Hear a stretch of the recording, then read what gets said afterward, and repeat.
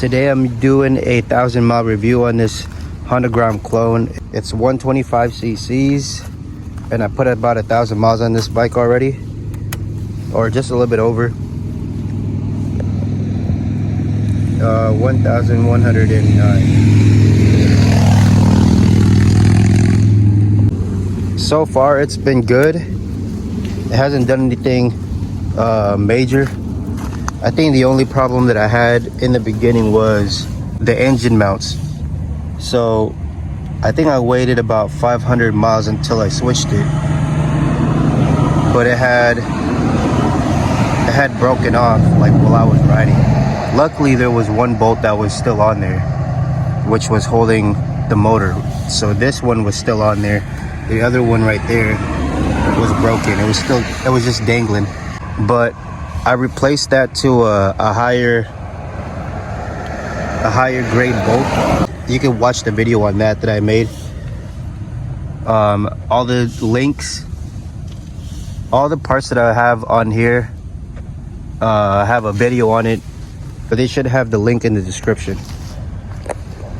So first things first, thing I did was switched out the carburetor. It's a VM22 26mm carb. I got it off of Amazon for like, I don't know, $20 I think. Because when you buy one of these carburetors, it comes with a filter pod. When you put it on, it sounds like it. I don't like the intake noise. I just kept the OEM airbox that came with it, but I pretty much cut that. This hose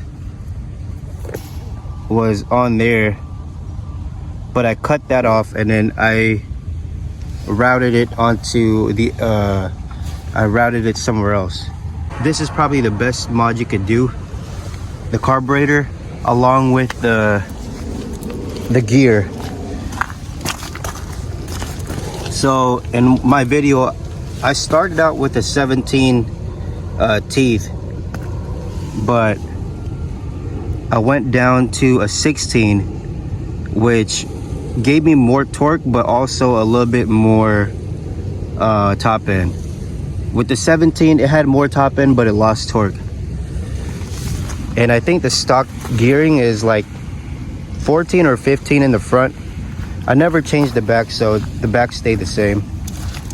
But those are probably the must-dos that you could do on this bike, is the carb and the gearing. And then just other than that, I just did some cosmetic stuff, like I changed out the exhaust. This is like a full system exhaust. It got rid of the old one. Let's see what else. And of course I made my own bracket for the fender eliminator. I got rid of that. I kept this because it looks cool. And then let's see, I changed out the throttle. I put an Amazon part on it. I think this was like $10.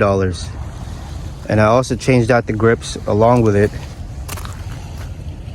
But yeah, I have a video on how to do that. I also have a video on how to do this. So if you just look over to my channel, and they should have a video on this, on the carb, on the gearing. And I don't know if I made a video on this one, but it's pretty simple to put on there. Let's see what else.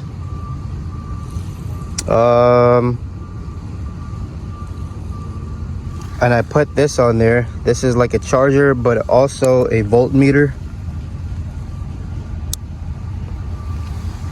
I changed out the gear shifter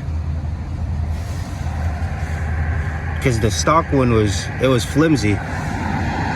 Those are known to break off. So this one gives me better like response. It shifts into gear better. After I changed out the carburetor and the gearing, this gets up to speed. It gets up to 65 easy.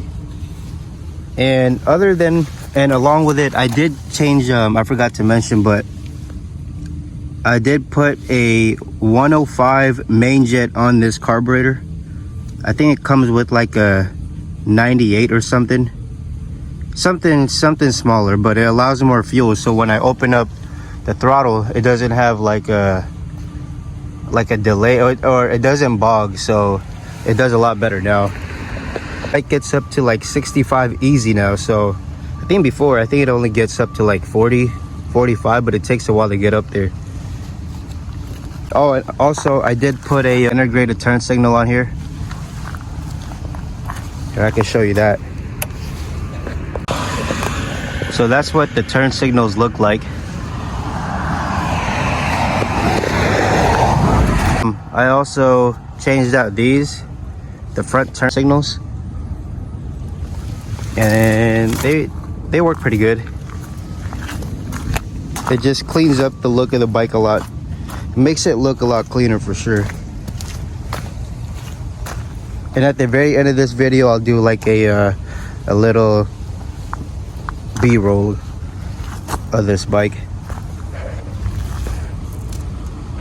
The only thing that happened to me was just the engine bolt, like I mentioned, but other than that, everything on this bike, the motor's been strong. It never gave me any problems. And I've only had this bike for like 2 months, but I managed to put 1,000 miles on this already.